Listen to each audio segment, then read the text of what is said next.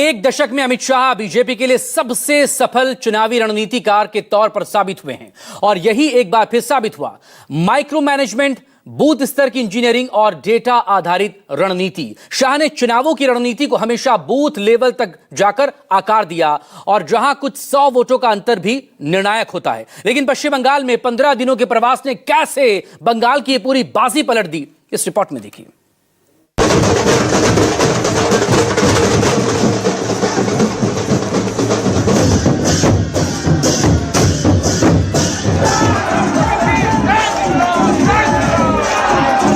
तारीख के बाद किसी भी नागरिक को परेशान किया तो उल्टा लटका कर सीधा करने का काम। बंगाल चुनाव में 15 दिन तक मैं बंगाल में ही रहने वाला हूं।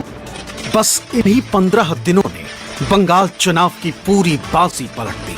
15 दिन के बंगाल प्रवास में अमित शाह ने बीजेपी की जीत की पटकथा लिख दी।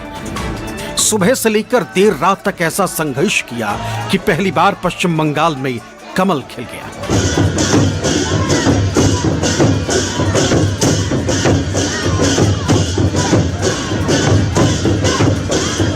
चुनाव के ऐलान के साथ अमित शाह ने पश्चिम बंगाल में 15 दिन के प्रवास का ऐलान कर दिया था। शाह का बंगाल दौरा एक सामान्य चुनाव प्रचार नहीं था, बल्कि एक पूरा वॉर रूम चलाने के लिए मौजूद थे।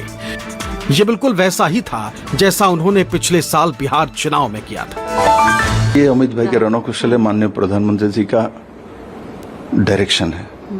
हम लोग काम करते हैं, किंतु जैसे आप दोनों कहते हैं वैसे ही हम काम करते हैं, उसके साथ प्लस माइनस कुछ करते हैं। तो हमारे जो नेतृत्व है इनको नीचे से ऊपर सब मालूम है। तो ये श्रेय माननीय प्रधानमंत्री जी को जाता है, अमित भाई शाह को जाता है।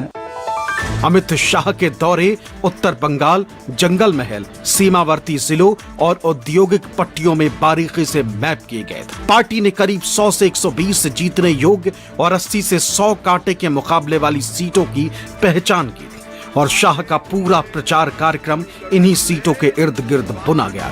हर जोन में रात 1 से 2 बजे तक संगठन की बैठकें होती थी। 4 मई को सुबह काउंटिंग चालू होगी। 8 बजे बैलेट बॉक्स खुलना शुरू होगा। 9 बजे पहला राउंड, 10 बजे दूसरा राउंड, 1 बजे काउंटिंग समाप्त और दीदी टाटा गुड बाय। प्रधानमंत्री नरेंद्र मोदी के बाद बंगाल में बीजेपी के जिन सभाओं में सबसे ज्यादा भीड़ जुटी, वो सभाएं और रोड शो अमित शाह के रहे।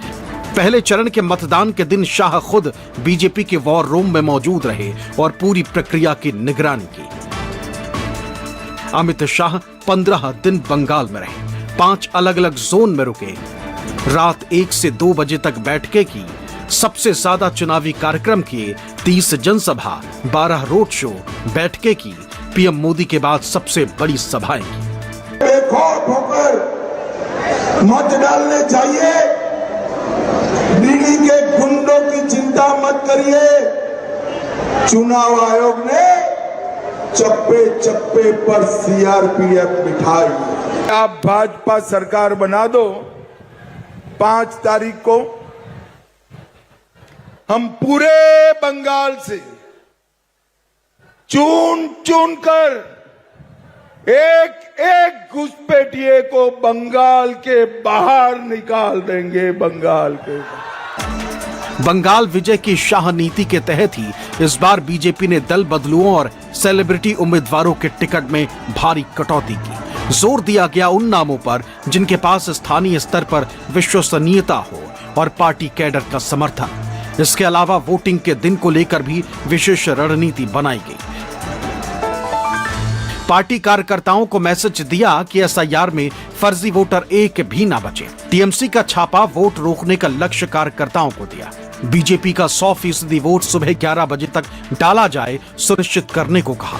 पहले चरण के दिन बीजेपी के कंट्रोल रूम में रहे गुंडों को सीधा संदेश दिया, उल्टा लटकाकर सीधा कर देंगे। ममता ने जिन घुसपैठियों को पाला उन्हें बाहर निकालने की बात कही। 45 दिन में बॉर्डर पर फेंसिंग के लिए जमीन देने की बात कही।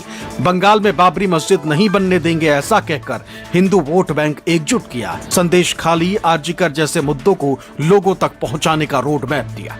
महिला सुरक्षा की बात को महिलाओं को समझाया जाए, इसका प्लान बनाया। सारे गुंडे कान खोलकर सुन ले, 5 तारीख के बाद किसी भी नागरिक को परेशान किया तो उल्टा लटका कर सीधा करने का काम। चुनाव के अंतिम दौर में अमित शाह ने एक नारा दिया जो पूरे पूर्वी भारत को एक साथ साधने की कोशिश था। ये नारा था अंग बंग और कलिंग, तीनों में बीजेपी की सरकार। शाह की चुनावी रणनीति काम कर गई और बीजेपी ने बहुमत का आंकड़ा छू लिया। Bureau report, news 24। इधर पश्चिम बंगाल में बीजेपी ने ऐतिहासिक